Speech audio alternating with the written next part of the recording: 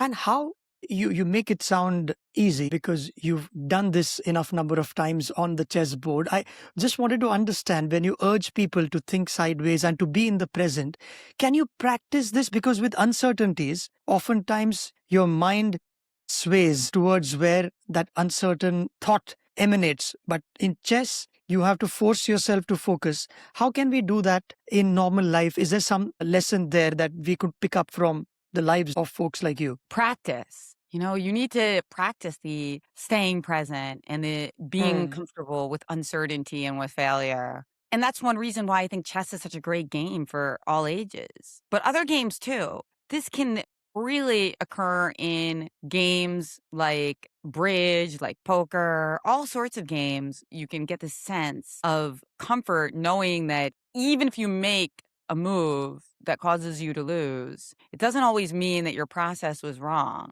Sometimes it Hmm. just means that you were unlucky, and sometimes it means you need to work on something specific. But you can't get too down on yourself, and you can't try to be perfect. As I say in the book, you don't want to let a perfect move be the enemy of a good move. Because as in life, in chess, we are making decisions under time constraints. Hmm. You can't just think forever.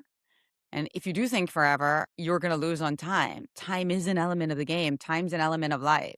There are so many decisions where if we mull it over for too long, the decision will be have made for us, right? And I think that is something that's difficult for people to accept because they want to Hmm. keep thinking until they're sure they made the right answer. But you don't get that Yeah. certainty in life or in chess. I think one of your recent Instagram posts is says something like that, doesn't it? Where you say that not taking a decision itself is a decision and that can cost you because you only have so much time. Exactly. Not deciding is a decision indeed. It sure Hmm. is. And this is something I mentioned in the book as well, that chess players who think for too long often make bad moves. Hmm. Long think, wrong think, as we say in chess. And that's not necessarily because they're self-sabotaging. It doesn't mean that, like, they're thinking so long and their brain gets twisted and they make the wrong move. I think that's a bit too simplistic. I don't agree with that. Hmm. I think the bigger issue is that there's thinking, searching for a certainty that doesn't exist. So more than causing a bad move, it's causing frustration, and it's just a Hmm. waste of time, right?